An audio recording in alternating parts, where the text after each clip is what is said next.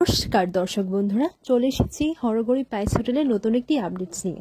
আজকের পর্বে শুরুতেই আপনারা দেখতে পাবেন প্রভাকর রুদ্রকে বলে, তুমি যতই ডকুমেন্টস নিয়ে বাড়িতে হাজির করো তারা কিন্তু তোমাকে কেউই বিশ্বাস করবে না, তারা ভরসা করতে চাইবে না, আর তাতে হিতে বিপরীত হবে।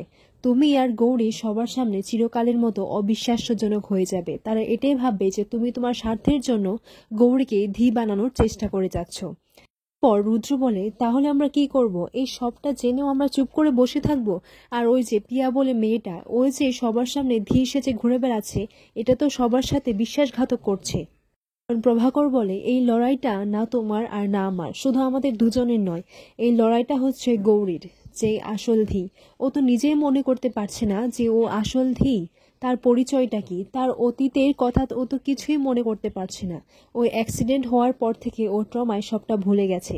আর যেহেতু ওকেই সবটা মনে করতে হবে, ওর এটা আত্মবিশ্বাসে জেগে উঠতে হবে যে ওই হচ্ছে আসল ধী। ওকে এটা বিশ্বাস করতে হবে। আমরা তো শুধু ওকে সাহায্য করতে পারি, আসল লড়াইটা তো ওকেই লড়তে হবে, ওকেই লড়ে যেতে হবে। দিন শেষে ওকেই নিজের সাথে নিজেকে লড়তে হবে। পর রুদ্র বলে, তাহলে এখানে আমি কিভাবে সাহায্য করতে পারি? আর প্রভাকর রুদ্রকে বলে, তুমি শঙ্কর হয়ে উঠবে। শঙ্কর যেভাবে ঐশানীকে নিঃশব্দে ওর সবসময় পাশে থেকেছে, বিপদে ওর ঢাল হয়ে দাঁড়িয়েছে, আর ওর ছায়ার মতো ওর পাশে থেকেছে, তোমাকেও ঠিক সেইভাবেই পাশে দাঁড়াতে হবে। তোমাকে ওর সব বিপদে আপদে ওর পাশে থাকতে হবে। আজ থেকে তোমার দায়িত্ব ধীকে তার আসল পরিচয় আর তার অতীত মনে করিয়ে দেবার। হ্যাঁ, একটা কথা মনে রাখবে রুদ্র, এই সবকিছু কিন্তু যুক্তি দিয়ে হবে না।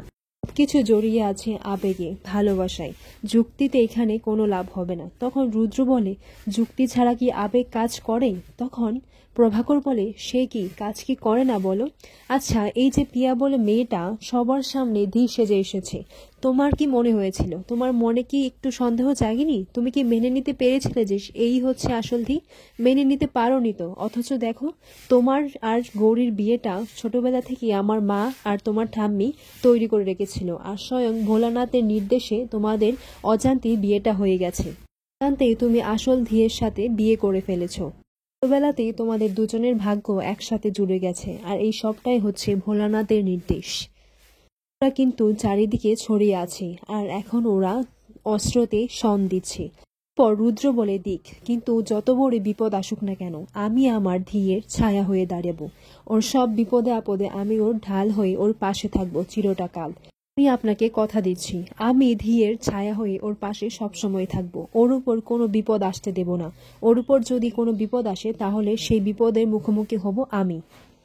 শত্রুরা যত বড়ই হোক না কেন, আমি যুদ্ধ ছাড়া এক চুনও জমি ছাড়ব না। ওর বলে, যুদ্ধটা তোমাকেই লড়তে হবে, আর আমি তোমাকে পেছন দিয়ে অস্ত্র দিয়ে যাব। তোমাকে মনে রাখতে হবে যে তোমাকে গৌরীর ছায়া হয়ে থাকতে হবে। অন্যদিকে দেখা যায় ভাস্কর মার খেয়ে খুব ভয় পেয়ে আছে, এবং ভাস্করের এরকম অবস্থা দেখে পিয়া বলে, এই ভাস্কর, তোমার এরকম অবস্থা কে করেছে? কে তোমাকে এভাবে পিটিয়েছে? তখন ভাস্কর আমতা আমতা করে খালি বলেই যাচ্ছে যে ও আমাকে পিটিয়েছে, ও আমাকে পিটিয়েছে। আর তখন পিয়া তো কিছুই বুঝতে পারে না। পিয়া ভাস্করকে এটাই জিজ্ঞাসা করছে, কে তোমাকে পিটিয়েছে? তখন ভাস্কর বলে, গৌরী। এরপর পিয়া বলে, গৌরী তোমাকে পিটিয়েছে? ওরকম একটা মেয়ে! আমি তোমাকে বাড়িতে ঢোকার জন্য একটা রাস্তা করে দিলাম, আর তুমি গৌরীর হাত থেকে মার খেয়ে চলে এলে। পর ভাস্কর বলে, ও ও গৌরী হতে পারে না, আমি ওকে দেখেছি। এরপর পিয়া বলে, একবার বলছো গৌরী, ও গৌরী নয়তো তাহলে তোমাকে কে মেরেছে? এরপর ভাস্কর বলে, ওকে আমি দেখেছি, আমি আমার চোখে বিশ্বাস করতে পারছি না, কিন্তু তাও এটা হচ্ছে ঐশানী ঘোষ। মেজ বৌদি আমাকে যেভাবে পিটিয়েছিল, গৌরী আজকে সেইভাবেই আমাকে পিটিয়েছে। আর এটা গৌরী নয়, এটা হচ্ছে মেজ বৌদি, ঐশানী ঘোষ, ধীয়ের মা। এরপর প্রিয়া বলে, ভাস্কর, তোমার মাথাটা না একেবারে খারাপ হয়ে গেছে, তুমি কি পাগল হয়ে গেছো? তুমি তো আর নিজে আমাকে বলেছিলে যে 15 বছর আগে তুমি নিজের হাতে ঐশানী ঘোষ আর শঙ্কর ঘোষকে মেরে ফেলেছিলে, আর তখন তারা যদি মারাই যায় তাহলে ঐশানী ঘোষ এখন কি করে আসবে? আর ভাস্কর বলে, না না, এটা হতে পারে না, ও হচ্ছে ঐশানী ঘোষ, মেজ বৌদি আবার ফিরে এসেছে। আর মেজ বৌদি যে ডেঞ্জারাস আমি নিজের চোখে দেখেছি। কখনো দেখিসনি তাই এভাবে বলছিস? বৌদি খুবই ডেঞ্জারাস। আর ভাস্কর ভয় পেয়েই আছে এবং ভাস্কর বলে, না না, মেজ বৌদি যে কোনো মুহূর্তে আমাকে খুঁজে আমার উপর ধাবা বলতে পারে, আমি এখান থেকে চলে যাই। এরপর পিয়া ভাস্করকে থামানোর চেষ্টা করলেও ভাস্কর সেখান থেকে পালিয়ে চলে যায়। এরপর পিয়া বলে, ভাস্করটাও চলে গেল ওখান থেকে পালিয়ে, এখন আমি কি করি? ওই কোয়েলিও আমাকে ওই আশ্রমের জমিটার জন্য আমাকে ব্যবহার করে যাচ্ছে, না ওকে সাহায্যের জন্য বলা যাবে না, আর যা করার আমাকেই করতে হবে। আর গৌরী যতদিন বেঁচে আছে ততদিন একটা ভয় থেকেই যাবে। আর ওই দুই বুড়ি যদি যে করে জানতে পারে যে আমি ওদের সাথে বিশ্বাসঘাতক করেছি, আমি আসল ধী নই, তাহলে তো ওই দুই বুড়ি মিলে আমার গলাটা একদম টিপে দেবে। না না, এই ভয় নিয়ে আমি আর থাকতে পারবো না। গৌরী বেঁচে আছে যতদিন, তার মানে আসল ধীও বেঁচে আছে। তাই গৌরীকে চিরকালের মতো এখান থেকে সরাতে হবে। গৌরীকে চিরকালের মতো শেষ করে দিলে তাহলে আমার আর ভয়ও থাকবে না। তাহলে এই ধী হয়ে সারাটা জীবন এই বাড়িতে আমিই থেকে যাব। রুদ্র চিরকালের মতো আমার হয়ে যাবে। আর এই বলেই পিয়া হাসতে থাকে। অন্যদিকে দেখা যায় গৌরী সেই প্রদীপটি জ্বালিয়ে দেয় এবং সেই প্রদীপটি দেখে গৌরী মনে মনে এটাই ভাবছে যে এই প্রদীপটা দেখে আমার কেন জানি না আপন মনে হচ্ছে, খুব টানছে এই প্রদীপটা। এরপর দেখা যায় যে তখনই ঘরের মধ্যে রুদ্র চলে আসে। রুদ্র এসে গৌরীর দিকেই তাকিয়ে থাকে মুগ্ধ হয়ে। তখন রুদ্র মনে মনে এটাই বলতে লাগে যে এতদিন আমার ধী আমার সামনে ছিল আর আমি ওকে চিনতেই পারলাম না। তখন রুদ্রর সে ছোটবেলার পুরনো কথা মনে পড়ে এবং সে গৌরীর দিকে তাকিয়ে হাসতেই থাকে। রুদ্র যখন গৌরীর দিকে মুগ্ধ হয়ে তাকিয়ে থাকে তখন গৌরী বলে, স্যার আপনি এসে গেছেন, আপনি কি দেখছেন? তখন রুদ্র বলে, তোমাকে। এরপর রুদ্র বলে, মানে আপনাকে? পর গৌরী রুদ্রকে বলে, আমাকে দেখার কি আছে স্যার, আপনি তো আমাকে চেনেন নাকি? আপনি তো আমাকে চেনেনি তাহলে। এরপর গৌরী মনে মনে এটাই ভাবতে লাগে, হঠাৎ করে স্যারের আবার কি হয়েছে, আমার দিকে এইভাবে তাকিয়ে আছে। এরপর গৌরী রুদ্রকে বলে, স্যার দেখুন না, আমি এটা এই ঘর থেকে পেয়েছি।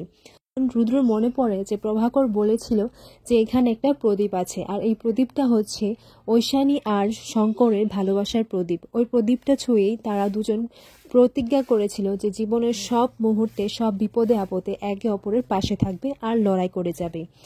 মুহূর্তে দেখা যায় ঘরের মধ্যে জোরে হাওয়া বইছে এবং গৌরী সেই প্রদীপটাকে নেভানোর হাত থেকে বাঁচায়। তখন রুদ্র এসে অপর দিক দিয়ে প্রদীপটাকে ধরে নেয়। পর রুদ্র আর গৌরী একে অপরের দিকে তাকিয়ে থাকে। রুদ্র তো এবার জেনে গেছে যে গৌরী হচ্ছে তার হারিয়ে যাওয়া ধী।